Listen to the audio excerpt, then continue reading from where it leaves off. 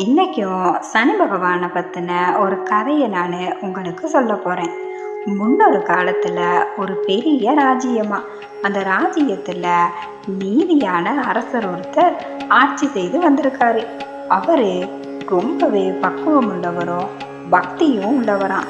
ஆனால் சனீஸ்வர பகவானோட சக்தியை மதிக்காதவராகவும் இருந்து வந்திருக்காரு. இப்படி இருக்க ஒரு நாள் அந்த அரசன் சொன்னாராம், எனது வாழ்க்கையில கெட்டதா எதுவுமே நடக்கல. சனி பகவான்னா யாரு?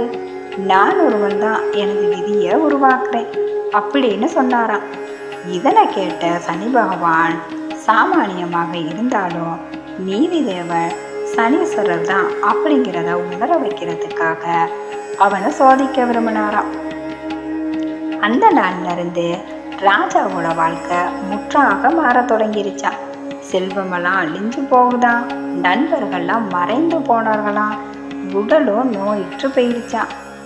இப்படி இருக்க ஒரு நாள் தெருவோரத்துல பிச்சை கேட்பது போல் அமர்ந்து விட்டானா. தனிமை நொந்த மனம் இப்படியான தோற்றத்தோட அந்த ராஜா எழுந்து நின்றானா.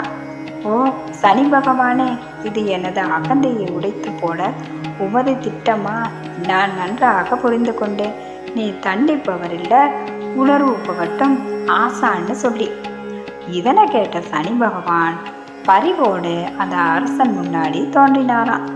அவர் சொன்னாராம், அழகான காட்சியில் சத்தியம் மறைந்துவிடும், துன்பத்தின் வழியில்தான் உண்மை தெரியும்.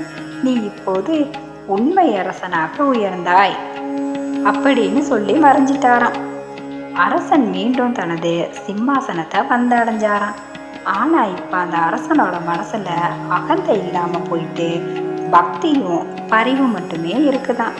முடிவுல சனீஸ்வரர் ஒரு தண்டனை தேவன் இல்ல, அவர் நம் சிந்தனையை சோதித்து நம்ம உண்மை வழி நடத்தும் ஒளியான இறைவன் அவர் அப்படிங்கிறத அந்த அரசன் உணர்ந்து கொண்டானா.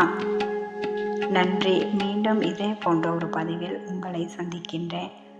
அதுவரை செல்வி.